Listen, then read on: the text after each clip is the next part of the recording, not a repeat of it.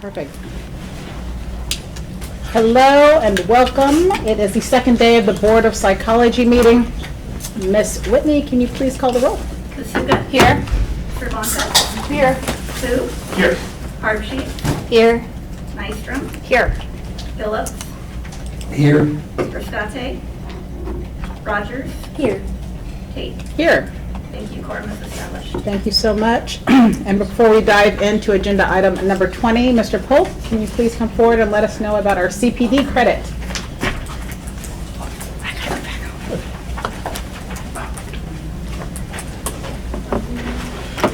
Thank you and good morning. Attending today's board meeting in person provides you with CPD hours under Category 1, attendance at a California Board of Psychology meeting. Since the meeting is an in-person meeting, CPD hours can only be credited to individuals who are in person with us today. CPD hours will not be credited for viewing the meeting through the webcast. For attendees who are in person today, the attendance sign-in sheet provided will be the record of your attendance. Please sign in and out as needed for today's meeting. For your personal CPD records, please notate today's date as February 28, 2025, and note that we are here for the board meeting. At the end of today's meeting, I will announce how many hours will be credited for attending the full meeting. Thank you. Thank you, Mr. Polk. I appreciate it. We are joined today by Michelle Crouch, and she will be providing the healthcare access and information presentation. And welcome.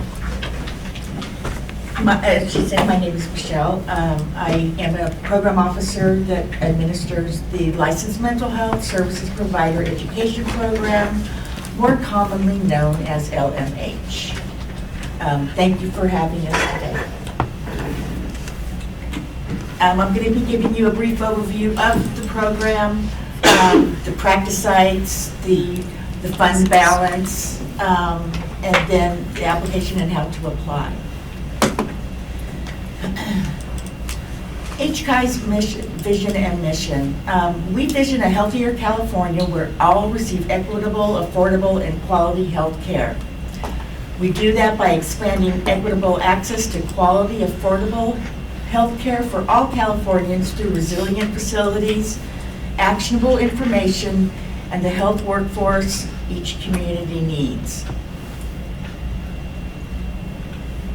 This program was established in 2007 to increase the supply of mental health professionals practicing in mental health professional shortage areas and qualified facilities.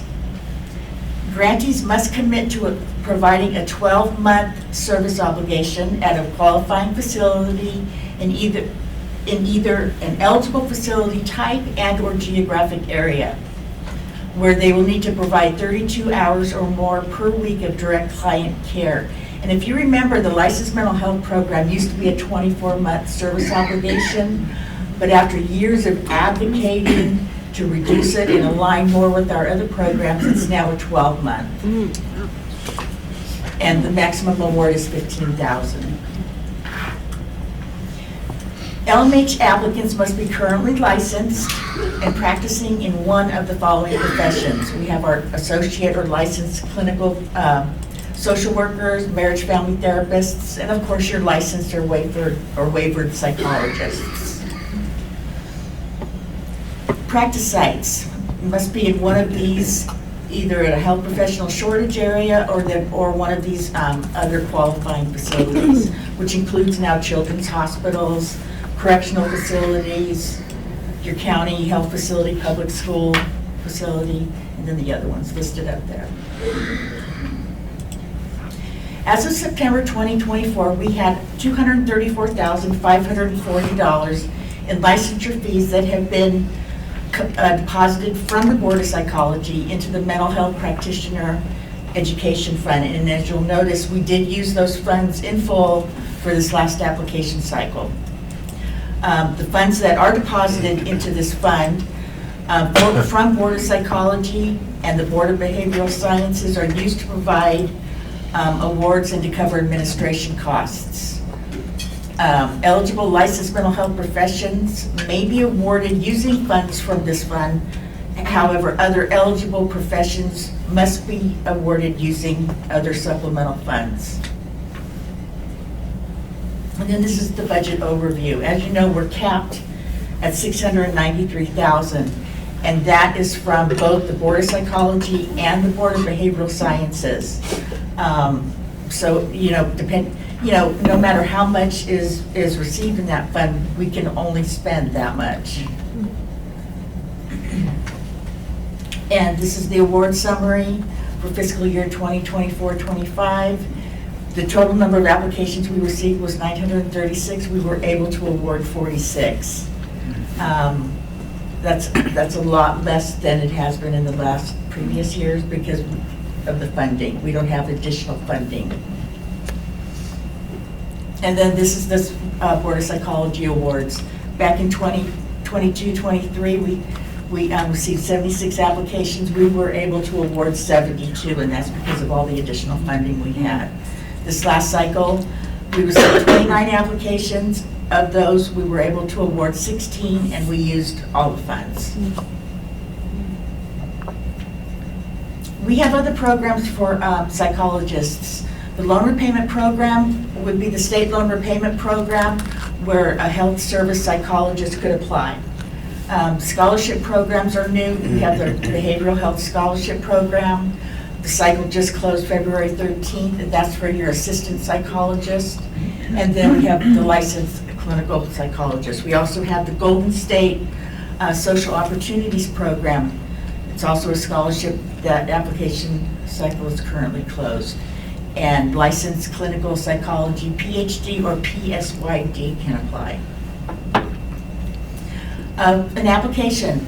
During the cycle, applicants must complete an online application using the web-based e-app. The following documents would be needed in an employment verification form, which is signed by the person's employer. The lender statement that shows the educational debt balance. And then a conflict of interest letter, which is basically, if you've worked for the state of California or previously worked for the state of California, you'll be in the fiscal system. So a conflict of interest letter might be needed because they want to make sure that there's no conflict between the employer and then this award. And there usually never is a conflict. And that's it. Does anybody have any questions? I have a question. When is the start of the application cycle for May the 1st. May It'll be 1st. May Okay, 1st. thank you. And I believe contracts would execute September? I think around September. Thank you. Any other board questions or comments? You guys use, Yeah, I was just curious, the funds that are used for the psychology scholarships are the funds that come out of the licensing fees for psychologists? that's where the money, yeah. It Yeah. comes So from it's- licensure. it's The when- $20 licensure fees, yeah. Okay, thanks. Any other comments, questions? Perfect. Let me open it up for public comment. Any questions or comments, please come forward and have a seat. I'm sorry, Dr. Gaither, Heather Gaither. Why is it limited, capped? You know, the legislature. I wish I had a good, answer for you. When we received all that additional funding back in 2022, I know they raised it. Yeah. And when they raised the licensure fee to 20, they did raise that cap. I'm not exactly sure. Yeah, I'm just concerned because there's such a behavioral health professions shortage in the I state. know, but I wish we would receive more applications from psychologists too, It looks like that last number where you had received is 100 and how many, and there was only so many awarded. This is the highest amount, Which one? the last row there. Oh, that's the total. That's the total. I was thinking that was last year. Oh, Okay. no. Total for the last 3 years. Yeah, that's, I know. thank you. And I was glad to see the scholarship programs for psychologists. That's basically new, so. And then, of course, I was so happy with the 12-month service obligation. Yeah. That's amazing news. Is there still a cap on how much award, like, individual would get? Yeah, it would be 15,000. We did have it at 30,000 when we had more funding, and it was still a 24-month. But then we lowered it to the 12-month service obligation at 15,000.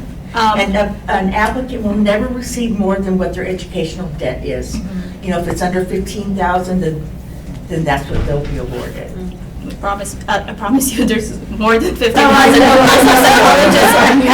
I've seen more and more come through. I don't know if, you know, they maybe had their debt, you know, satisfied by the government or whatever, but I've seen quite a few more where it's under 15,000. So, in terms of like, how, like the overall cap is what I'm asking for. Before, there was like, you can only get the award so many times It per year. was, I think probably maybe when you had an award, it was, the most you could get was either 2 or 3 times. After that, you could not apply again. You could not be awarded. Now it's unlimited. So But it's also become very competitive again. Without all the additional funding, you know, and we base it on scores, okay? So the higher you score, the better chance you have. So I think that because the cycle would start in May 1st, maybe it would be helpful if we have a newsletter. That's what we were just talking about. Yeah, a newsletter to promote it prior to the end of the cycle. Mr. Burke, you know, was just telling me that, you know, we have articles in the newsletter of people receiving the funds and how it's been helpful. I think we submitted one to you guys for your next newsletter, I think. You did. It's a testimonial from Okay. a recipient Okay. that if we'll explore putting an article and explaining that, you know, the cycle opens May 1st and maybe the processes Okay. that you can go through to try and educate people about that. And I know that when we do our summary statistic reports at the end of the cycle, I know I used to send them to you guys because it's nice to see where the psychologists are working. You know, what area are they working in? And that's one thing, the success of this program is to know that we've got psychologists working in those areas that desperately need it. So. Could we also post this on our social media pages? I know we have a Facebook page and a LinkedIn page. If there's a way to announce it there. Okay, Absolutely. That would be great, you know, the more the word, we put the word out there, you know, the better. I'm curious for when these awards go out, do you share with the legislator representing the district, the recipient of that award? And also maintaining the anonymity of all the applicants, do you share with the legislature the regions or the legislative districts by which the applicants are coming from, so there's a sense from the legislature, the If they demand? ask, and they haven't asked lately. What's your thinking around being proactive versus being responsive with this type of information? As far as informing the legislature? Oh, most definitely. I know, I believe that we do provide a basic report to the legislature on all of our programs. This is Jonathan Nazario, he is the manager of the unit. Yeah, sometimes you do request like a copy of what we've done and how much we produced and stuff. We just recently did one, I believe it was last year. They were evaluating all the budgets and stuff, and they requested like a status report and everything. We provide that to them, so.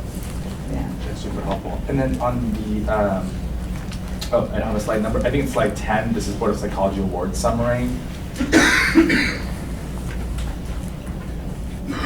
So I noticed in fiscal year 22-23, the amount awarded is like significantly higher. We had a tremendous amount of funding. In fact, everybody that submitted an application was able to receive an award that year. Wow. Yeah. And so where did that funding come from? The general fund, we had private donations, and with the funding we received through the legislature, we were able to award quite a few. And what's the context for the private donation? So was this a year that you did a lot more proactive outreach? Mental health became the main topic. Okay, yeah. And then my last question is, has there been a situation where boards, if they have any unspent funds in the fiscal year, proactively decide that they want to put in 10,000, 25,000 into this program? When it's licensure fees, we always spend the $693. And when it's licensure fees, they do not roll over. If we don't use them in that year, you can't use it, Thank you so much. unfortunately. Thank you. Any questions? Any other comments, questions? Those are all good questions. Thank you, Mr. Yeah, Shea. thank you very much. Um, Appreciate it. Thank you, Ms. Crouch. Thank you. We appreciate you coming and Oh, and definitely. giving us this Always- information. Always happy to. And happy to include you in the newsletter. Thank you. Of course. Oh, my goodness. Moving on to agenda item number 21, recommendations for agenda items for future board meetings. The board may not discuss or take action on any matter raised during this public comment section, except to decide whether to place the matter on the agenda of a future meeting. So I'd like to open this up to the board first. Any suggestions? Dr. Cervantes, I know you have something from yesterday. I did. What was it? I can't remember. It was important. It's the APA, it's the APA at the Presentation. presentation Dr. Presentation. for the APA ethics code. The new You updated wanted to ethics. Oh, continue yes, the yes. dialogue on that. It's still kicking in. Okay.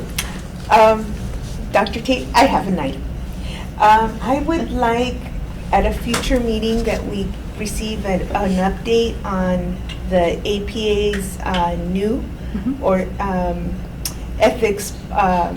ethics code that that's under review when it's adopted. Thank you. And of course, I wanted to continue our mindfulness practice with the board on the next board meeting. Perfect. Thank you, Dr. Kasuga. Dr. Harp Sheets. You know, although the EPPP2 is no longer continuing, I'd like to know if we could kind of discuss updates on where is Status. ASPPB, what's the status on what are they doing to change the EPPP? You know, what's their time frame? What's it going to look What's going like? on? You Yeah. know? We don't want any How are they surprises. going? And my particular concern is fees being how I don't want those passed on to students. Yes. Yeah. Absolutely. Yeah. All good suggestions. Any others? You know, Oh, go ahead. actually, on the topic of the EPPP, it's been widely reported that there was problems with the bar exam in California this week as a new exam was launched. And I think we need some assurances in this transition to a new exam that there's appropriate testing, because if applicants in California have technical problems to this extent, they'll be here complaining to us. Is that what the issue was with the bar exam? Mhm. The technical. And so, as we look at the EPPP changes and updates, my question is the adequate testing on the technology to ensure that test takers have a smooth process. If we can get an update on that. That would be in a similar presentation for the Mhm. each. Perfect. Any other suggestions from the board? Public, any public suggestions, please come forward. This would be topics for future board meetings. Okay, perfect. So the board will now meet in closed session pursuant to Government Code Section 11126C3 to discuss disciplinary matters, including petitions for reinstatement, modification, or early termination, proposed decisions, stipulations, petitions for reinstatement and modification of penalty, and remands. In addition, we will meet in closed session to consider and take possible action on the appointment of an executive officer. Before we go into closed session, Mr. Polk, can you please let everyone know how much CPD credit they've earned for today? And we're gonna round it up. Whatever you're about to say, just round it up. Got it. For the diehards.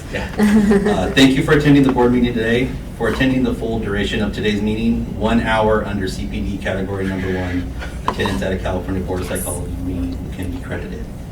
Again, CPD hours can only be credited to individuals who are in person with us today. CPD hours will not be credited for viewing the meeting through the webcast.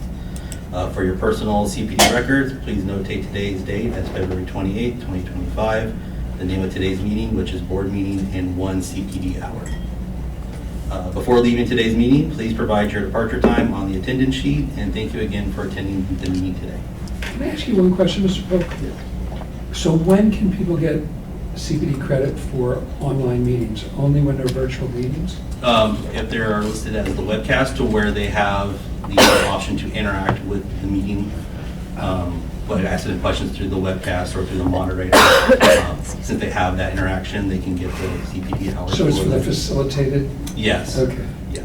So that's the hybrid meeting, right? Yes, hybrid meeting, yes. Hybrid WebEx. Or like the committee meetings too. Yeah, committee meetings also. Yeah, so on the board's website where we have our board meetings listed, if it's listed as WebEx or hybrid, either they come in person or through WebEx, if they can get CPD hours. If it's listed as in person, only in-person attendance can get CPD hours. Was that on the agenda? Yeah, on our website where we have the agenda listed, this is what type of meeting it is. Because I referred somebody to the agenda, and I think I have sent. Yeah, and I believe on the agenda there is a blurb on there, kind of At the top. explaining that as well. Yeah, it has a Yeah, blurb at the right top here. of the agenda. Yes. Missed it, sorry. Mr. Fu? So, quick question. So when we have agenda days where the majority of it will be closed, like, do we share that closed session times don't count towards CPD hours, and that if there's an agenda day where the majority of it will be closed session, that those hours may not necessarily be the full time versus like yesterday? I'm not sure if my question's being clear, but When it's a Okay. situation, when it's a situation like today. that's right. So I don't know the context, but I'm always, as a person who flies in from Southern California, I'm concerned about folks flying in or driving in from Reading or other parts of North State, and then learning that the closed session hours don't count towards their CPD, and so, especially if they weren't here yesterday. So I'm curious if there's a way for us to communicate that if we're coming to a live meeting, that if you see that the agenda is like majority closed session, that perhaps, you know, you can make your own choices about whether or not to attend, but it's likely not going to be the full 6 hours that we might, 6 hours, did I make that? Yeah. Afford in a full day meeting like yesterday. Is that something that we could potentially share? Absolutely. Well, we can add that to any kind of CPD FAQ explanation under this item. We can work on the agenda language just to make it explicit that it's open session. We'll work internally and prepare something for future meetings. But yesterday, when we went into closed session for a part of the middle of the day, people still got credit for the whole day, right? Yes. Because y'all came back. We came back. So generally the way it works, if the meeting is less than 3 hours, it's hour for hour. Anything past that 3 hour Right. mark is automatically 6 hours. And if there's closed session in the middle of it, that's not, doesn't discount from the hours that you had. I don't believe so. Okay. That's just helpful. I'm just mindful that some folks Sure, aren't absolutely. local, so. And we do have language on the agenda too that says specified hours, and then it says or until completion of business. Yes. We get that a lot with the committee meetings where they could only be 2 hours. And so we see licensees that are like, oh, well, I was counting 10 to 3. So if it's only 2 hours, that's all we can do in those. Right. In Bot Mail, we've had licensees email in the last couple weeks. I want to attend the meeting, how do I do that? I did let them know if you can attend on Thursday, that would be a better option hour-wise. Friday is only going to be roughly an hour. I know Troy has had the same situation in BOPC email, where he's been communicating for those that have reached out. That's helpful. So we try and do let them know, but yeah, we could work with legal to see if there's some sort of language we could put on the agenda that might clarify that a little bit better. Yeah, well, I mean, in today's case, the completion of business for us will actually extend well beyond this moment, because we are going to be in closed session for some time. So that's just something that's on my mind. And then, again, I'm just thinking about the context of sharing it more broadly. So for folks who aren't necessarily emailing the two of you, how we can get that clearly communicated appreciated.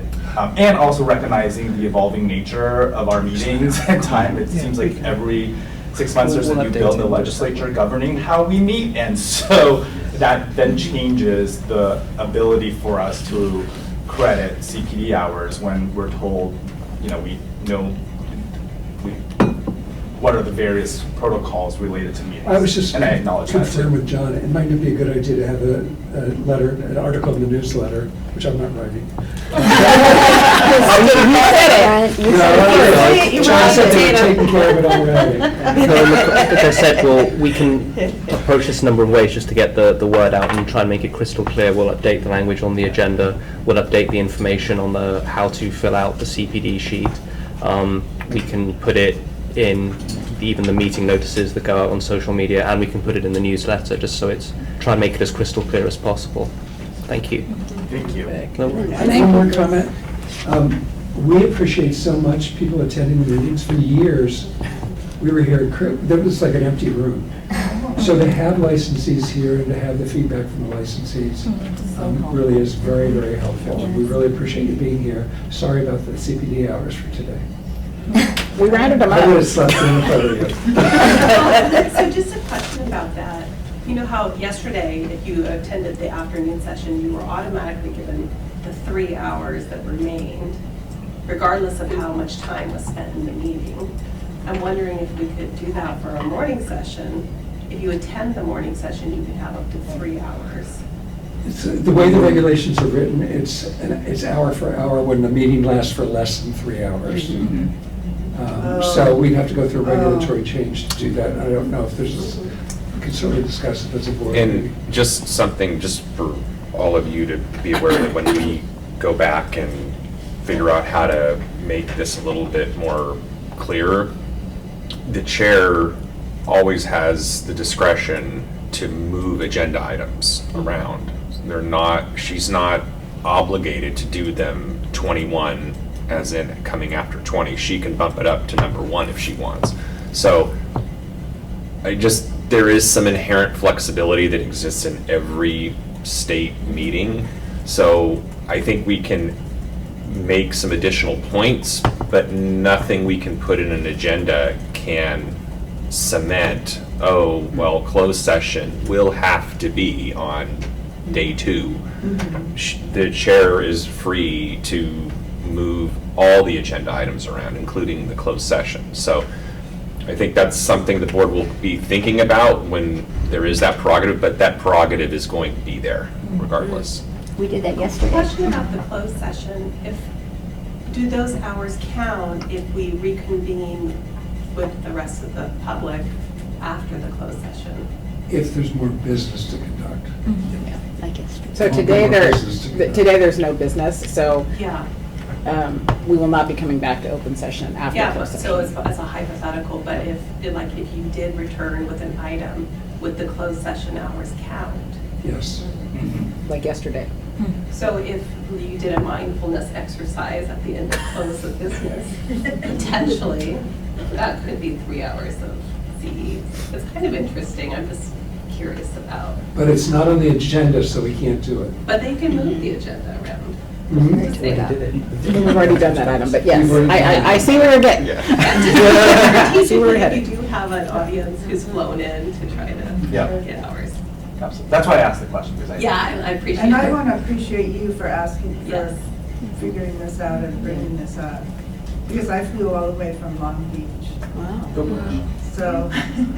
But he's still got more business to do. Yes, I'm here. And I will tell you that Fridays typically tend to be days that might be shorter. The first day I of the was board meeting thinking tends that. to be the full length. Full length. of I would the say day. always. Yeah, First day. almost always. So that's something to keep in mind when you're planning whether you're going to attend the meeting or not. Okay. But if you see a petition hearing, it's going to be all day. So if Yes. you see a petition hearing on the agenda, It's happening. it's a good day to show up. We'll be here. If we have 2, you're really going to get your Yeah. 6 hours. Oh, good. Because I want to come back, but not if it's this case. I think the next, we don't have one in LA, but we have one in Riverside in the fall and one in San Diego later this year. Where is the next meeting? And It's going to be in the Bay Area. May is the Bay Area, right? There's only Is the one. two together? My cutoff, my Yeah. birthday's April 30th. So you do have a legislative and regulatory affairs meeting you could attend through WebEx from Oh, your you do? Yes. computer on April 11th April to get your 11th. remaining Oh. hours that you were And you looking can do for. it from the comfort of your own home. Can I have the information on that? I will get it for you. Thank you. Is there a reason, so when it's under 3 hours, it's counted by hour? If you attend the full day, you get 6. But if the closed session is supposed to count, if you come back and there's more time, then we're here for 8 hours, but we don't get 8. It doesn't count per hour when we're here all day and it's longer than 6. I Correct, mean, yes. yesterday, the closed session, I thought the closed session didn't count because we got 6. Correct, so, yeah, so with the regulatory language, it states that, so once it passes that 3-hour mark, the max hours for that full day is 6 hours. And you can only count a maximum of 8 hours of meeting Under attendance schedule. per renewal cycle. Right. So for your 2-year renewal, you can only count 8 hours towards your CPD for I guess I was attending. just, I'm wondering about why there's that 6 max if we're actually here longer. And when it's under that, it's counted by hour. That's just a regulation. To encourage you to come back.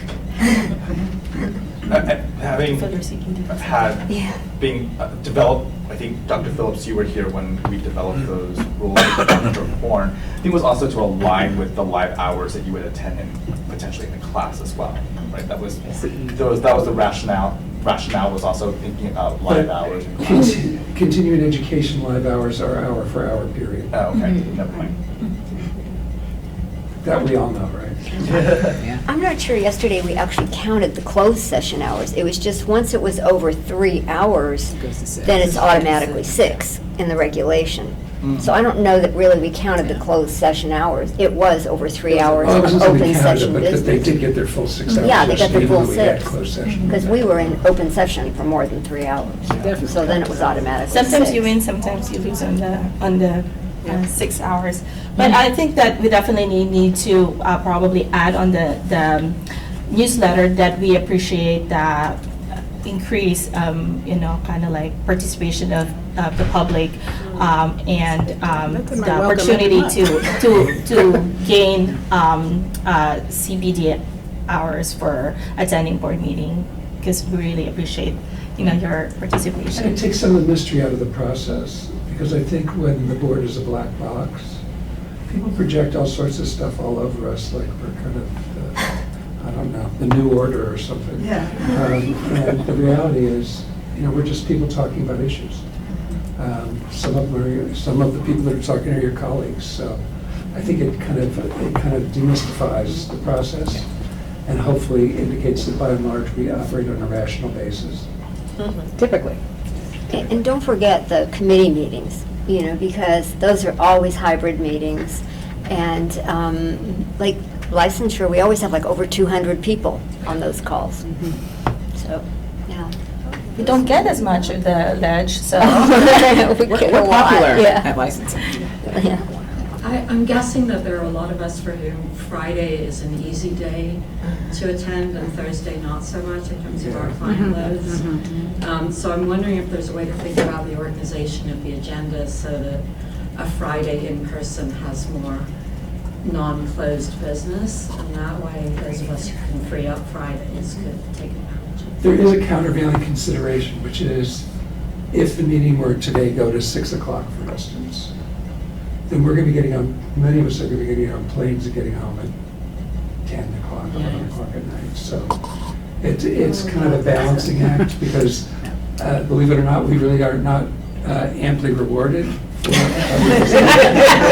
expert witness fees here. Most of our ledge. If you did it on an hourly basis, we get paid less than minimum wage. We get an honorarium, kind of a stipend for being here, but it's very small.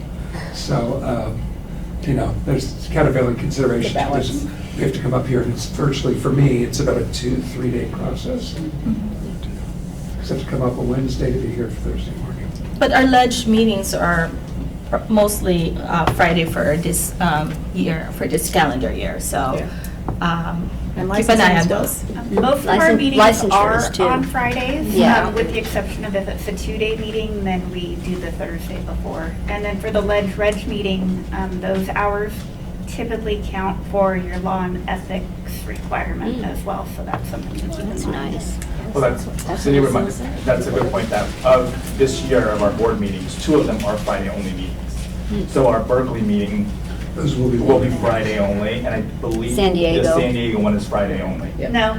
Oh, Oh. So Riverside? our May meeting is one day, Mhm. May 9th, that's in Berkeley, that's a Friday. Oh. Our August meeting will be in San Diego on a Friday. I believe it's August 22nd, if I'm remembering correctly without it right in front of me.